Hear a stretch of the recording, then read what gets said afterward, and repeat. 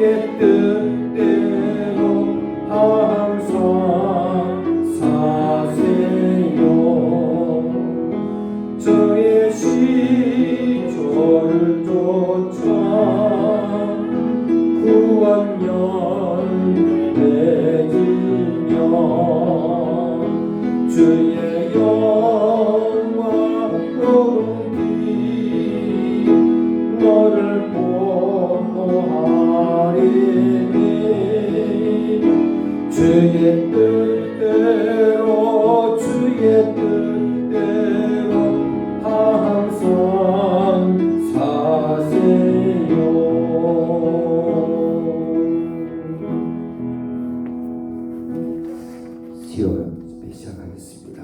사도신경 고백하시겠습니다. 전능하사 천지를 만드신 하나님 아버지를 내가 믿사오며 그의 아들 우리 주 예수 그리스도를 믿사오니 이는 성령을 잉태하사 동정녀 마리아에게 나시고 본디오 빌라도에게 고난을 받으사 십자가에 못 박혀 죽으시고 장사한 지 사흘 만에 죽은 자 가운데서 다시 살아나시며 하늘에 오르사 전능하신 하나님 우편에 앉아 계시다가 저리로서 산 자와 죽은 자를 심판하러 오시리라.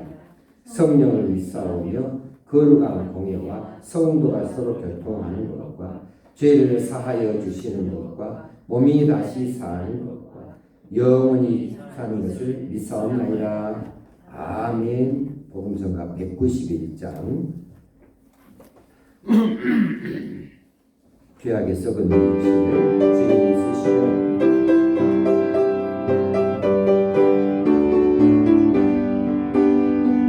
죄악에 썩은 내 육신을 주님이 쓰시려 했네.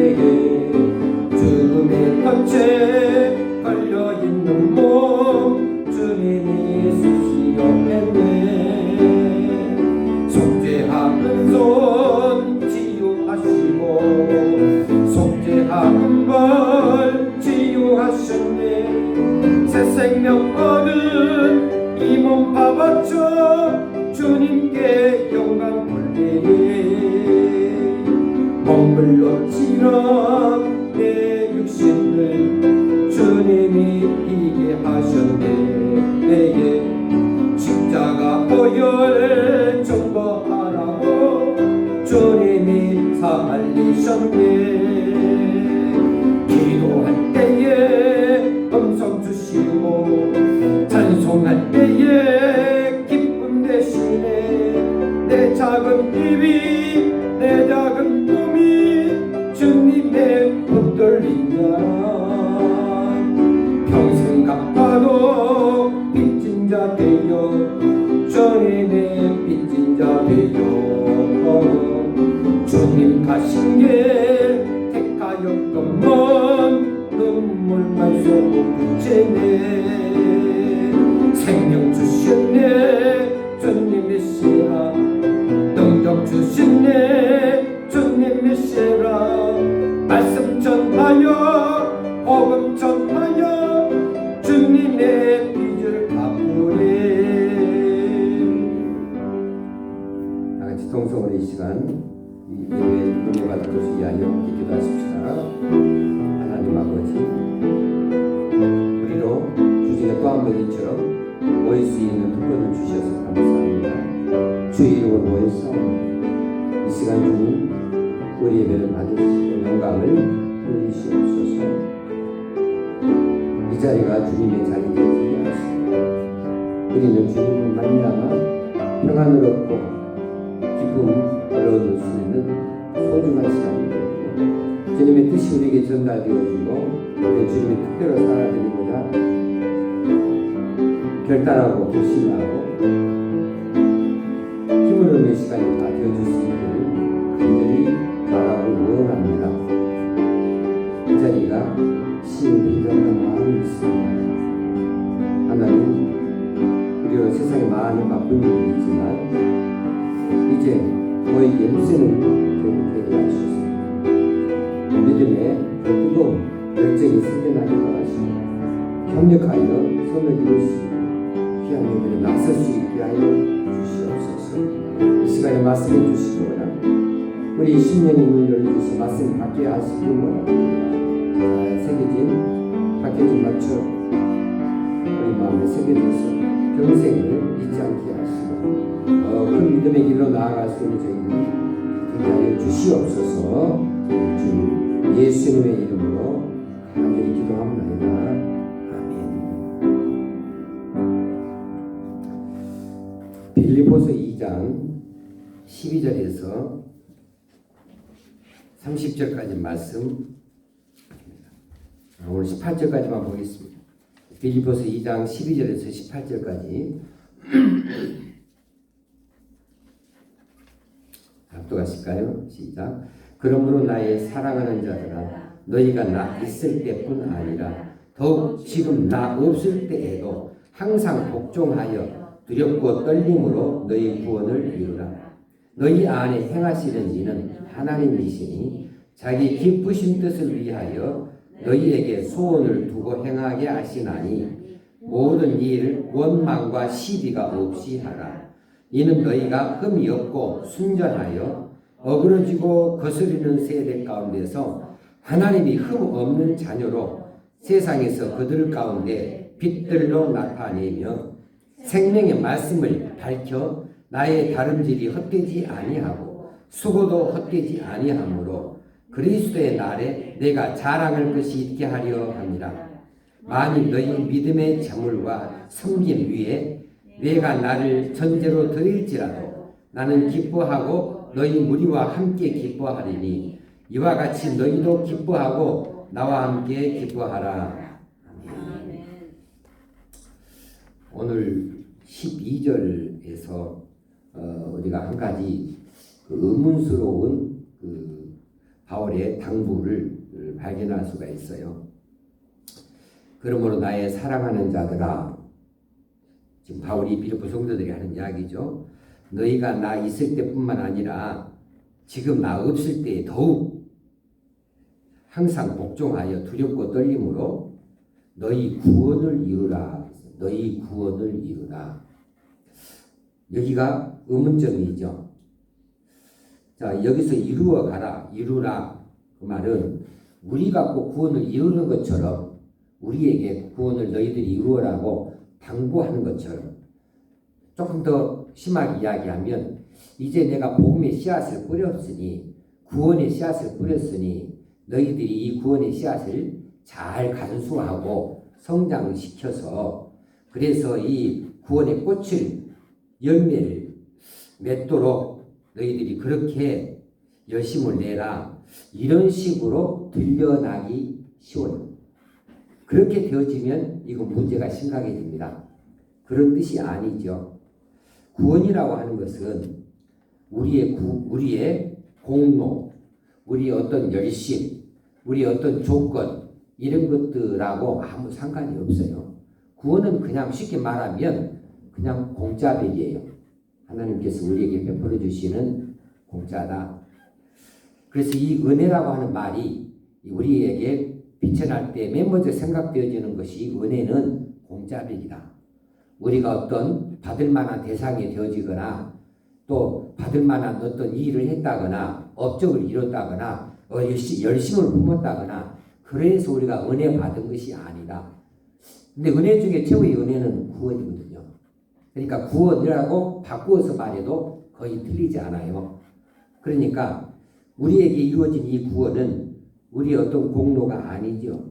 우리 어떤 조건이 아니죠. 우리 어떤 열심히 열심히 의해서 이 구원이 이루어진 것이 아니잖아요. 그럼 오로지 뭐예요? 예수 믿음으로 얻게 되어지는 겁니다. 예수를 믿음으로 거저 얻게 되어지는 것이 구원이에요. 그런데 구원을 이루어가라. 구원을 이루라. 너희 구원을 이루라. 그렇게 오늘 바울이 말하고 있는 이 대목이 의문스러운 구절로 남게 되어진다는 사실입니다. 자, 그러면 이 구원을 이루라. 그러면 예수를 믿어서 우리가 구원받는다 했는데, 그러면 예수 믿어서 우리가 구원받는다는 사실이 아직 미완성인가? 미완성으로 되어진 이 구원을 완성시켜 나가라고 우리에게 책임을 주는 이야기인가? 그렇지 않다는 말이에요. 결코 그렇지 않습니다. 구원은 왔어요. 구원은 이루어졌습니다. 그런데 그 구원이 언제 이루어지는가 하면 실상은 우리 예수 그리스도 재림하여서 그때에서야 이 구원이라고 하는 사실이 이제 나타나게 되어지고 드러나게 되어질 것이지요. 그런데 그때 예수표는 따로 뽑는다고요. 예수표, 예수의 이름으로 있는 자들은 따로 모여들게 되어지니까 그때에 예수표인지 세상표인지 분간이 되어져서 그때에 우리가 구원의 백성으로 이제 공중 재림하시는 예수 그리스도와 더불어서 하나님 앞에 서게 될 것이고 하나님 나라에 들어가게 되어질 것입니다. 예수님이 세상에 오셨다. 우리의 구원을 이루시기 위해 세상에 오셨다. 그건 하나님 나라가 이미 왔다라고 이야기하는 거예요. 왜? 예수님은 하나님이시니까. 하나님이 통치자이시죠. 하나님이 이 하나님 나라의 주인 되시고 하나님 나라를 통치하는 분이시는데, 하나님 나라의 백성들은 누구냐면 은혜 입은 자들, 예수 그리스도의 이름으로 이제 구원의 백성 되어진 자들이 하나님 나라 백성들이잖아요. 그런데 그 하나님 나라의 주인 되어주시는 예수 그리스도 그분이 세상에 오셨다. 이것은 하나님 나라가 임했다 그 말이에요. 하나님 나라가 임했다. 그런데 아직 그 하나님 나라가 완성되지는 않았다. 그렇게 신학적으로 그렇게 이야기를 해요. 하나님 나라는 이미 왔다. 이미 왔다. 그래서 거기서 already를 쓰거든요. 이미라는 단어를 쓰고, 그러나 아직 완성되지 않았다. 그러면 거기서는 yet을 써요. 아직은 이란 말이죠. 그래서 already와 at 사이에 지금 우리가 있는 거예요. 그런 것처럼 구원이라고 하는 것도 우리가 예수 믿어서 우리가 새 사람이 되어지고 또 우리가 거듭나게 되어지고 중생되어져 똑같은 말이지만 그렇게 되어져서 우리가 하나님 나라를 내다보는 하나님 나라 소망 품은 자들이 되어졌으면 이건 구원이 확실히 맞아요. 그렇지만 이것이 결과적으로 이제 드러나게 되어지는 일은 종말에 이루어진다. 예수 그리스도의 재림으로 그때 이루어진다는 사실이죠. 자, 그런 의미에서 구원이라고 하는 것은 예수 믿음으로 얻는다. 맞아요. 이것은 순전히 하나님의 은혜다. 맞아요.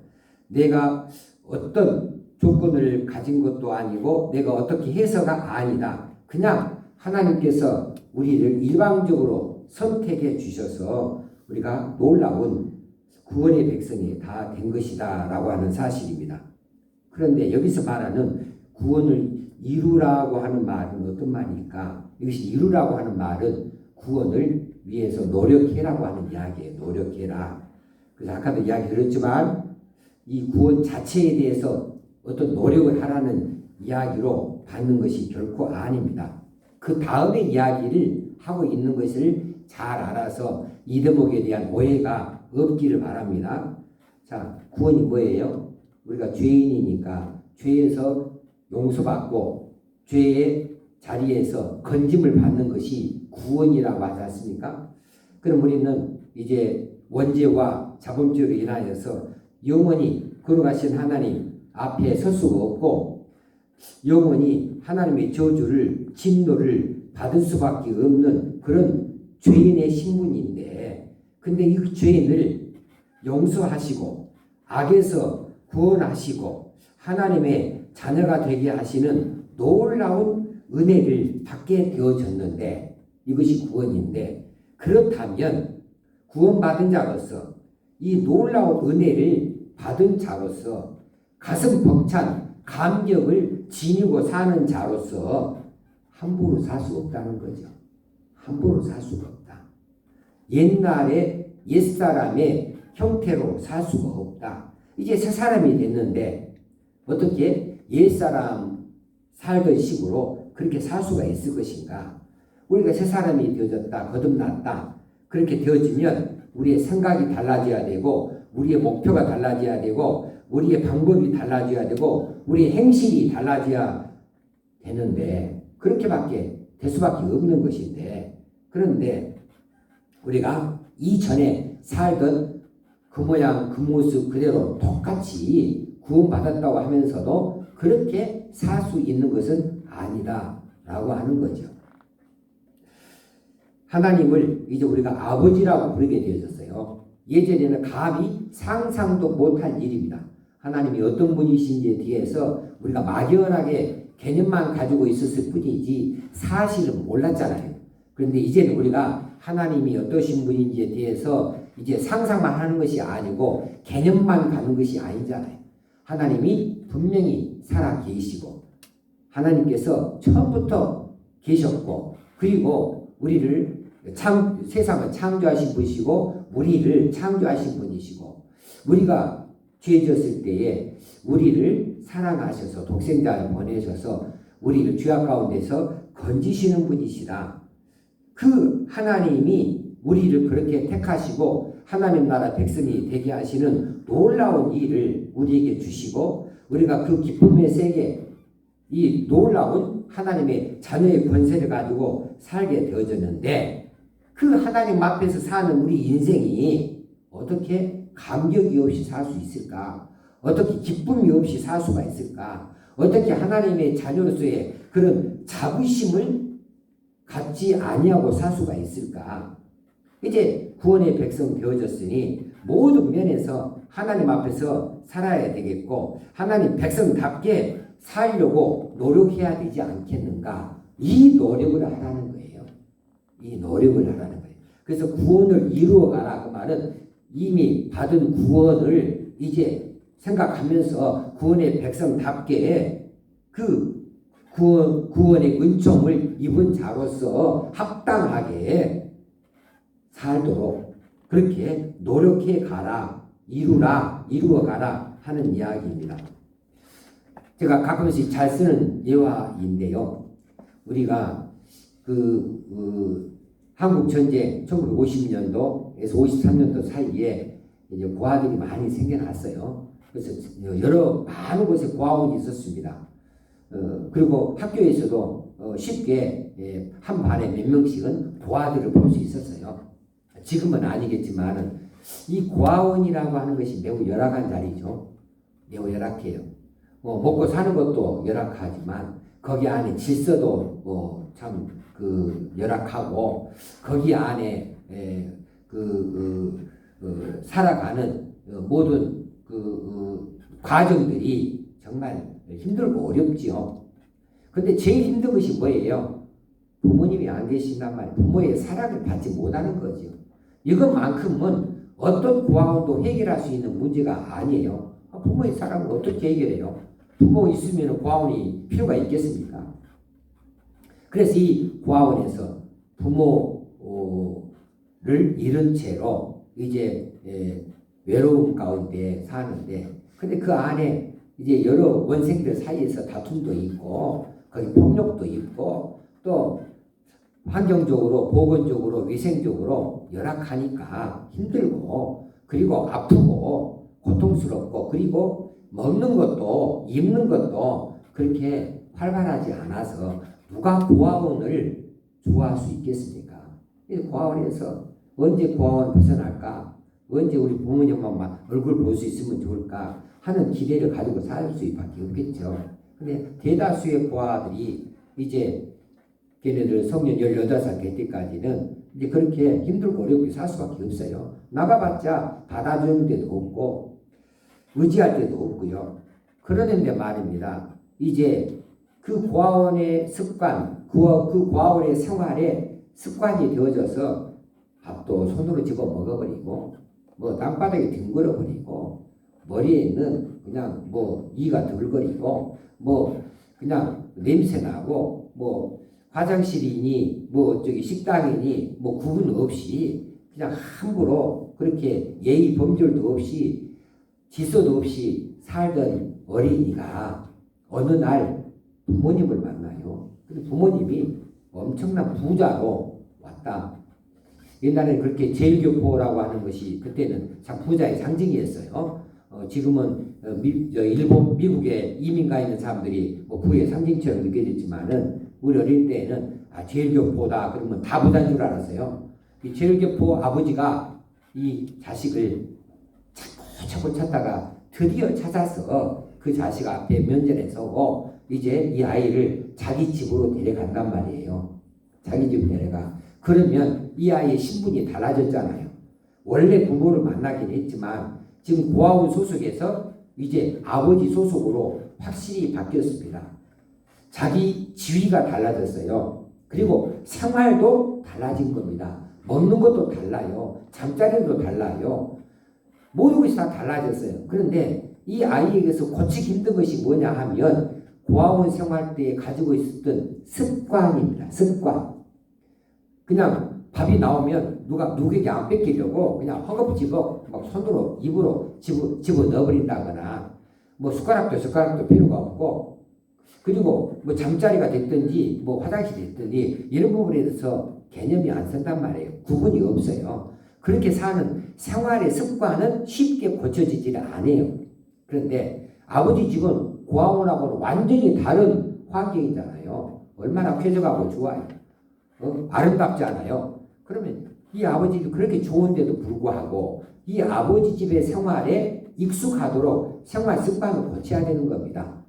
그리고 고아원에서는 그날만 살았다 한다면 이제는 인간답게 또 이 세상에서 귀하게 쓰임받을 수 있는 존재로 자기 가치관을 고칠 필요가 있고 목표를 이 꿈을 갖고 갈 필요가 있는 거죠. 그래서 공부도 이전하고 다른 각오를 가지고 하게 되어지고 그래야 되는데 이 애가 아버지 집에 왔지만은 화장실에서 변기를 쓸지 모르니까 쭈그리 앉아서 그냥 볼일 봐버리고 그리고 먹는 것도 그냥 손으로 엎어져 처먹어버리고 뭐 예의고 무엇이고 없고 그런다면 이 아이가 지금 아버지 집에 오기는 왔지만은 근데 생활은 뭐예요? 엉망진창이에요. 그럴 수는 없다는 거죠. 그럴 수는 없다. 그래서 우리가 예전에 고아원 생활을 한 것처럼 세상에서 그렇게 살았다. 그렇게 암흑의 세계에서 무엇이 참인지도 모르고 살았다. 그리고 거기서 그냥 생존을 위해서 살았어요. 그래서 누군가를 짓밟고 올라서야만 사는 것으로만 알았어요. 그래서 욕심만 챙겼어요. 언제 내 것이 떨어질지 모르니까 아무리 호주머니 담아놔도 부족해요.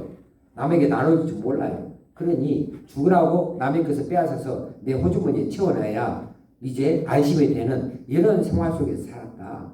그리고 이제 인간관계 또 사랑이라고 하는 거, 인정이라고 하는 거 이거 다 사치스러운 이야기여서 그냥 그 질서 없는 세계에서 살았다. 그런데 이제는 아니잖아요.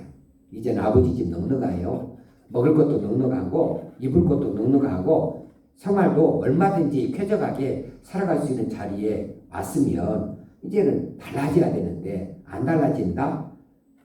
우리가 천국의 백성이 되어졌으면 하나님 우리 아버지 되어주셨으니 천지를 지으신 분이 우리의 삶을 보장하시고 지켜주시는데 공중 나는 새를 봐라. 또 저 들의 백합화를 봐라. 그들이 농사 짓지 아니하고 길쌈도 아니해도 그들이 먹고 입고 잘한다. 그런데 너희들을 돌보시는 하나님이 계시는데 하나님께서 너희를 먹고 입히시는 것 설마 그렇게 함부로 하시겠는가? 하물며 너희일까 보냐?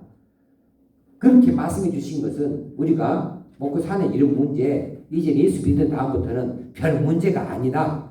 하나님이 책임져 주신다. 우리가 바르게만 살라고 하고 하나님 뜻을 받들어서 하나님을 경외하는 삶을 살고자 하기만 한다면, 그런다면 장사가 안 된다고, 안 될 것이다고 그렇게 걱정할 것도 없고, 직장에서 힘들고 그렇고 쫓겨날 것이다고 이런 생각하지 말고 믿음을 지키면서 내가 가르치는 방식대로 내 방법대로 잘 이루면서 살아라. 그러면 이제 모든 것을 내가 너희에게 더하겠다, 더해주겠다.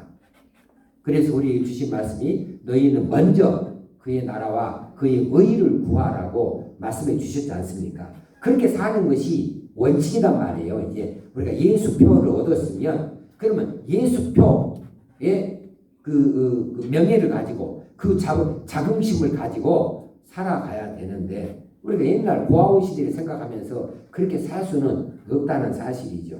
그래서 이제 우리가 하늘 아버지의 사랑을 받았고 사랑을 확인했고 그 은혜를 쫓아서 구원의 백성이 되어졌다면 구원받은 백성으로서의 합당하게 살아라. 그런 이야기입니다. 이것이 구원을 이루라고 하는 이야기예요. 오해가 없으시기를 바랍니다. 그리고 구원을 이루어가도록 노력해라고 하는 겁니다. 우리 복음성가 한번 불러보실까요? 복음성가 251장 한번 불러보십시다. 251장. 이게 이제 신부로서 신랑되는 예수님을 기다리는 삶을 이야기합니다.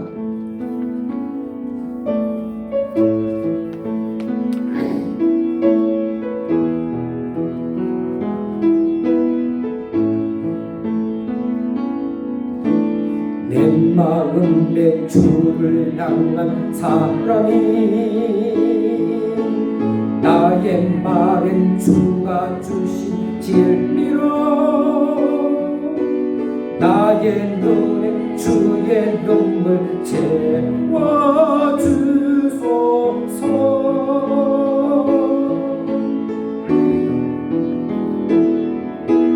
내 입술에 찬양의 향기가,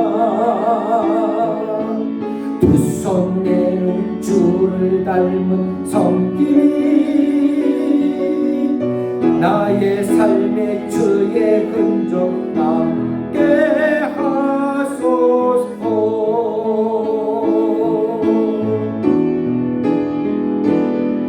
하나님의 사랑이 영원히 함께하리, 십자가의 길을 걷는 자에게,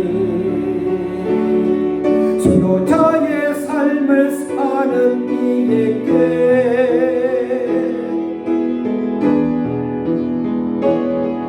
조롱하는 소리와 세상 유혹 속에도 주의 순결한 신부가 되리라. 내 생명 주님께 드리리. 조롱하는 소리와 세상 유혹 속에도 주의 순결한 신부가 되리라. 내 생명 주님께 드리리.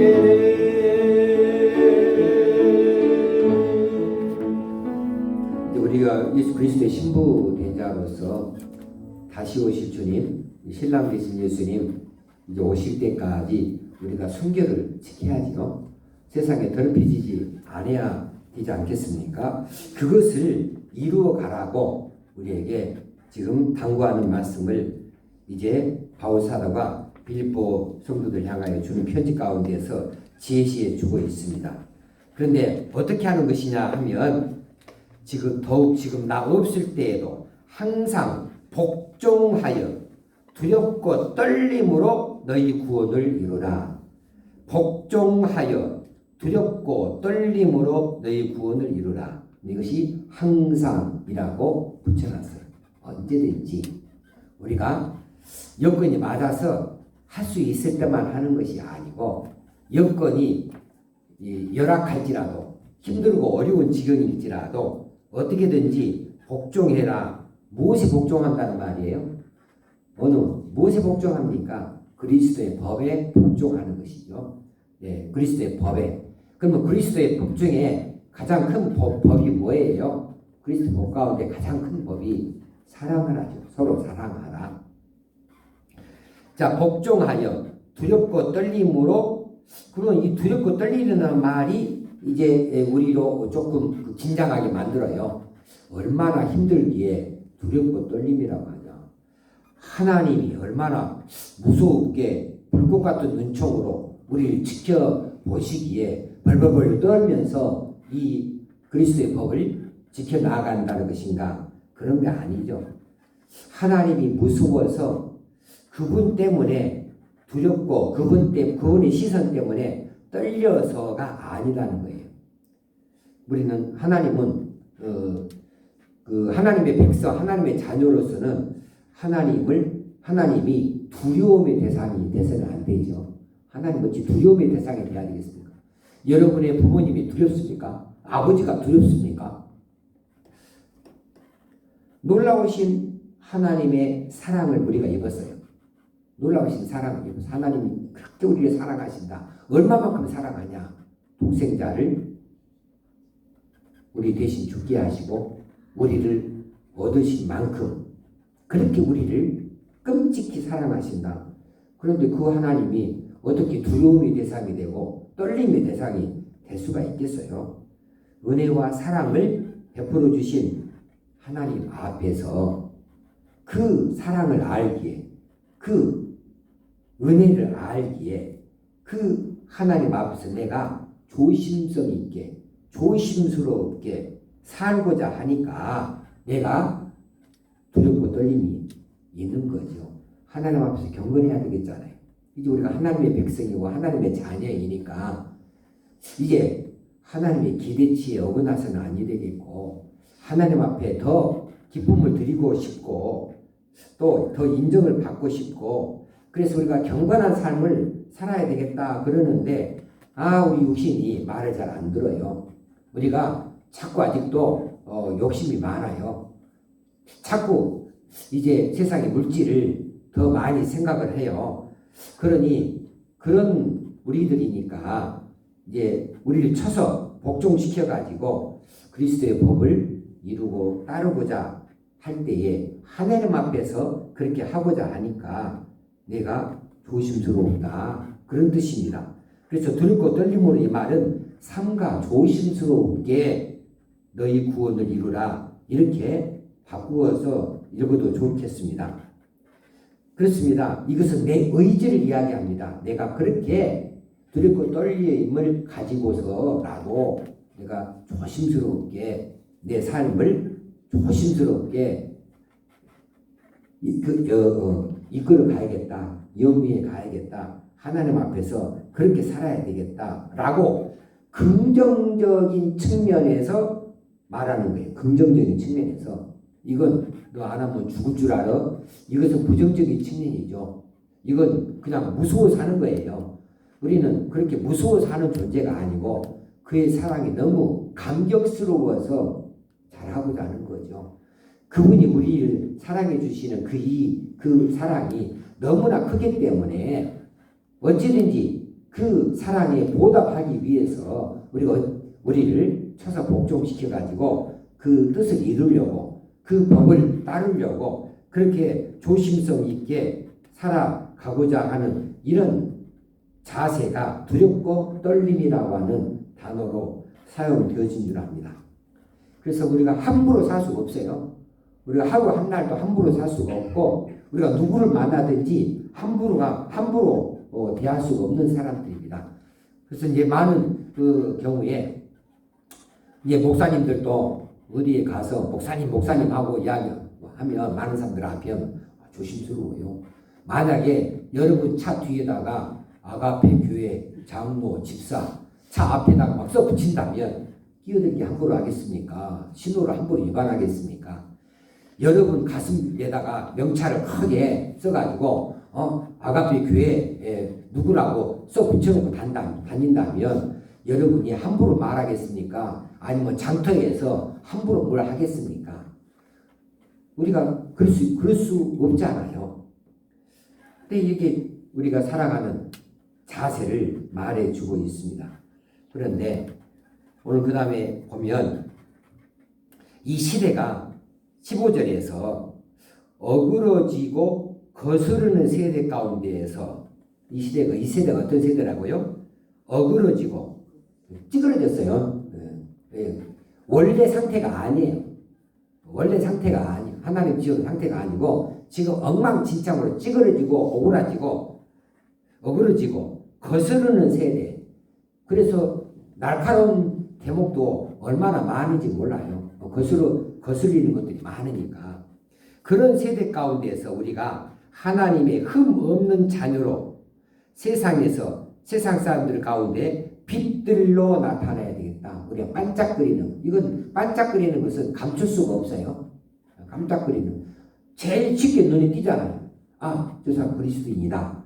이렇게 드러내면서 살 수 있어야 되겠는데 어떻게? 흠 없는 자녀로서 그렇게 반짝거리면서 하나님의 빛을 반사해서 내놓을 수 있는 그런 하나님의 자녀로 살 수 있어야 되겠는데, 그런데 그렇게 살기에는 이 시대가 만만치 않다는 거죠.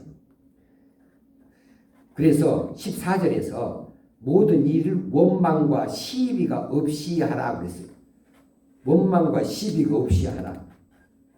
이건 어떤 다툼도 만들어내지 말라는 이야기죠. 이거 쉬운 일이 아닙니다. 우리가 한 대 맞으면 우리 눈빛이 달라지고 표정이 달라지고 입에서 나오는 말이 달라지잖아요. 그리고 그 다음으로 나가는 것은 이 세상 법정이죠. 세상 법으로 따지는 거죠. 그리고 복수하고자 하는 마음이 있고 증오가 끌어오르고 그렇게 되기 시작하면서 자기가 망가지기 시작해요. 그것은 자기 망가지는 일이잖아요. 남을 내가 보복하겠다, 대가를 치르게 하겠다, 내가 어떻게든 처단해야겠다 하고 내가 나서는 순간에 그 사람도 그 일로 고통을 겪을지는 모르지만은 내가 먼저 망가져요. 그렇게 하고자 하는 내 마음부터 먼저 내가 상하게 되어지는 사실이 늘 있는 것을 기억해야 됩니다. 그래서 무엇이든지 다툼 없이 해야 됐어요. 원망과 시비가 없이 해야 된다. 이 세상이 그렇게 만만치 않은데 원망과 시비 없이 하는 일이 얼마나 어려워요. 그런데 그렇게 살아가도록 그리스도인답게 살아가도록 그렇게 우리에게 말씀해 주고 있으니 이거 참 힘들고 어려웠지만 그러나 그렇게 살아야 되지 않겠습니까? 그래서 내 이웃을 사랑하라. 네 몸과 같이 사랑하라. 이것을 실천하기가 얼마나 힘든지 몰라요. 나에게 잘해준 자는 내 간을 뽑아줄 만큼 잘해줄 수 있습니다. 그건 장담할 수 있어요. 누구나 다. 그냥 깡패들도 자기 마누라한테 잘하고 별 큰 범죄자들도 자기 자식들한테는 끔찍이 잘해요. 잘하게 돼 있어요. 그런데 문제는 나에게 어려움을 주는 사람, 나에게 해를 끼치는 사람, 나의 원수, 이 사람에게 잘해주는 것은 쉬운 일이 아니죠. 그런데 그리스도의 사랑을 알고 나서는 그렇게 살아서는 안 되겠다. 그런데 그런 일이 원수 맺는 일이 생겨나지 않으려면 남에게 원망받을 일을 하면 안 되죠. 시비거리를 만들면 안 되죠. 그래서 처음부터 그래서 차단하고 살아야죠. 모든 일을 원망도 없이 하고 시비가 없이 해야 되겠다. 자, 그렇게 잘 살아가는 이런 삶이 정말 그리스도인으로서 성숙한 삶의 모습인데 이거 도대체 어떻게 해야 됩니까? 이렇게 살려면 간을 빼다 놓고 살아야 됩니까? 완전히 나는 멍청이처럼 그냥 바보처럼 살아야 됩니까? 할 수 있는데 그렇게 살아갈 수 있는 방법을 이미 우리에게 가르쳐 준 바가 있어요. 2장 2절에서 2장 3절에서 무슨 일이든지 다툼이나 허용으로 하지 말고 오직 겸손한 마음으로 각각 자기보다 남을